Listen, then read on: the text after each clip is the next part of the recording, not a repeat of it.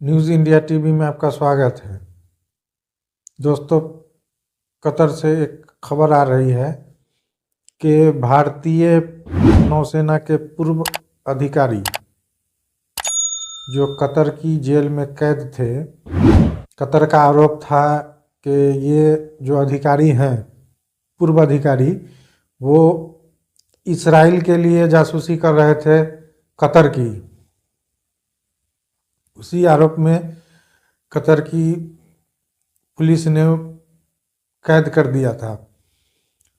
Qatar के निचली अदालत ने इन 8 अधिकारियों को फांसी की सज़ा सुनाई। फिर भारतीय विदेश मंत्री ने उसमें मुदाखलत करके फांसी की सज़ा को उम्र कैद में बदलवाया।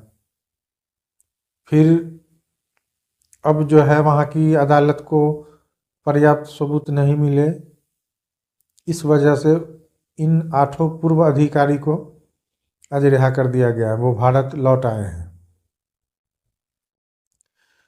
दूसरा मामला है बिहार का। नीतीश कुमार ने आज बहुमत सिद्ध कर दिया।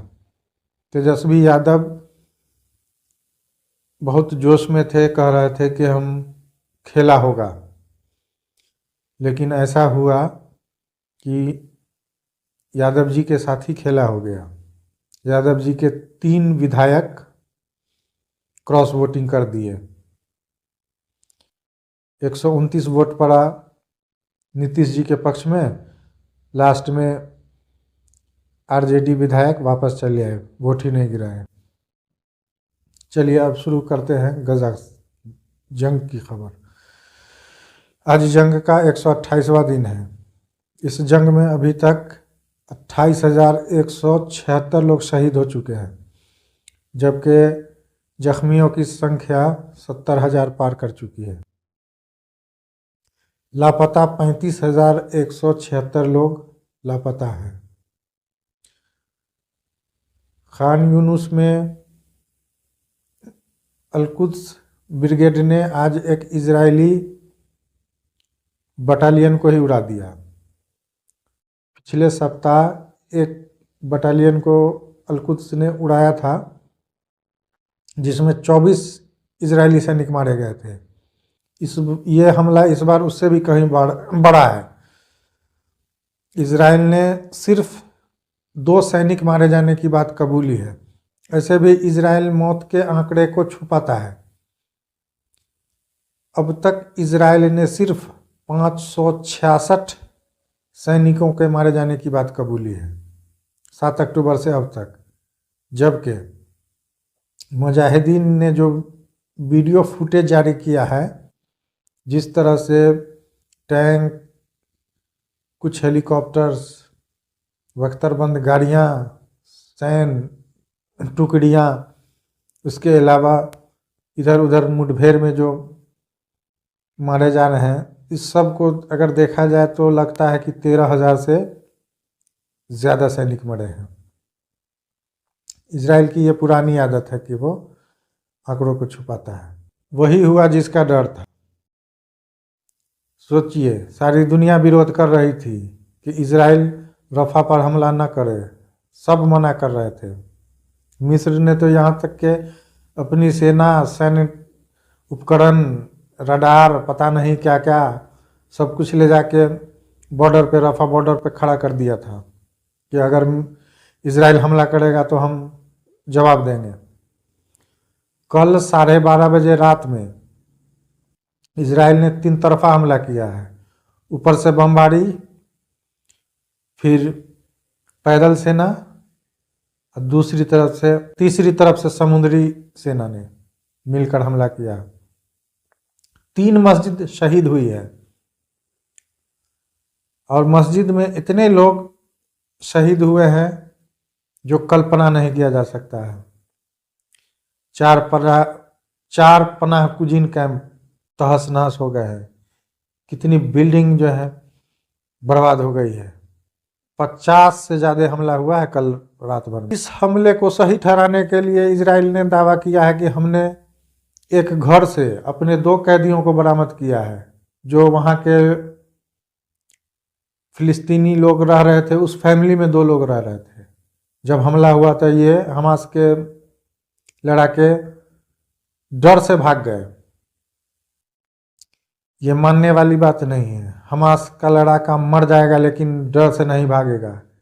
डर से तो इजरायली सैनिक भागती है। जब उसके अपने सैनिक मारे जाते हैं तो छोड़ के जगह भाग जाती है। इजरायली सैनिक इतनी बड़ी डरपोक है कि हमास के लड़ाके को देखकर पैंट में पेशाब कर देती है। वो सेना कह रही है कि हमास के लड़ाके भाग गए। हमास का लड़ाका अगर मरता तो उस 2 कैदियों को भी मार देता। और ये ऐसा लगता है कि अगर इजराइल नहीं मानेगा तो उसके सारे कैदी मारे जाएंगे। हमास अगर ख़त्म होगा तो कैदियों को नहीं छोड़ेगा। ये इजराइल को समझना होगा। इजराइल ने इस हमले के सपोर्ट में क्या कहा है कि हम अपने कैदियों को ताकत से ही छुड़ाएंगे। 4 महीना से ज़्यादा हो गया इस जंग को, अभी तक कुछ नहीं बिगाड़ पाया है। इस छोटे से इलाके में हमास को ख़त्म नहीं कर पाया है।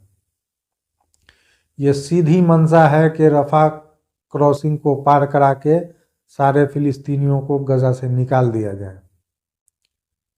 अमेरिका बहुत दावा कर रहा था कि इजराइल हमला ना करे। इस हमले के बाद अमेरिका के संसद ने $95 बिलियन की मदद की है इजराइल की।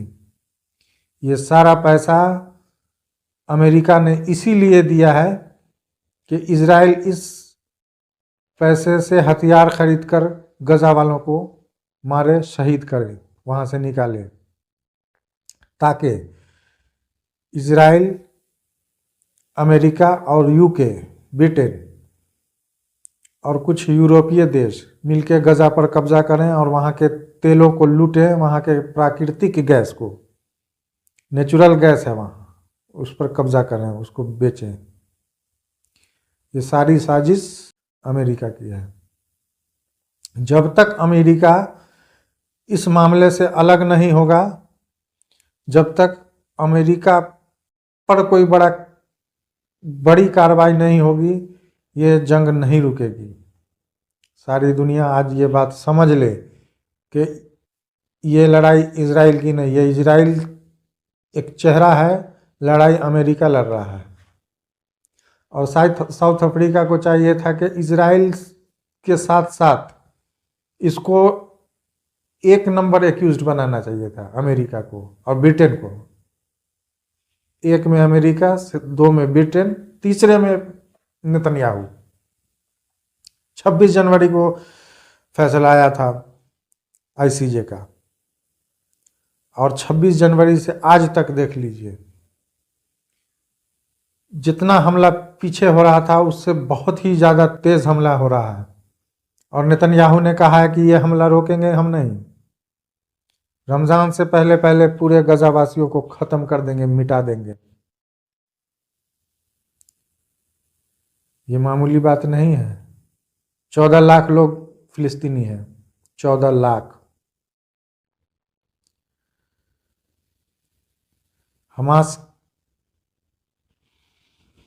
जब तक हमास का एक भी लड़ाका जिंदा रहेगा वो जवाब। यह साड़ी ने कहा है कि अब हम और ज़ोरदार हमला करेंगे अमेरिकी और इजरायली शिपों पर। और आज स्टार आइरिस अमेरिकी शिप पर सटीक मिसाइल से हमला किया है। यह साड़ी ने कहा कि हमने बुरी तरह से उसको तबाह। 7 अक्टूबर से अब तक हिजबुल्लाह ने लेबनान से सटे हुए इसराइली इलाके, जिसे सेटलर कहा जाता है, जिस इलाके को इजराइल ने कब्जा करके वहाँ पर अपने लोगों को बसाया है, उस पर 1000 से ज़्यादा बार हमला कर चुकी है। कल मैंने आपको बताया था कि एक सैन्य ठिकाने को हिजबुल्लाह ने उड़ा दिया है। हिजबुल्लाह से अमेरिका और इजराइल लड़ना नहीं चाहता है। अमेरिकी अखबार का कहना है कि हिजबुल्लाह हमास से कई गुना ज़्यादा ताकतवर है, और वाकई एक रिपोर्ट के अनुसार हिजबुल्लाह एक दिन में 5000 मिसाइल फायर कर सकता है, इतनी कैपेसिटी है उसकी। यही वजह है कि इजराइल इससे उलझना नहीं चाहता, हल्का फुल्का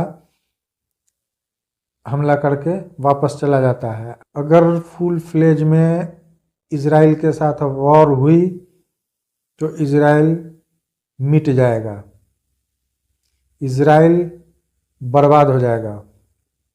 हिजबुल्लाह के पीछे ईरान और ईरान के पीछे रशिया और चाइना और नॉर्थ कोरिया है।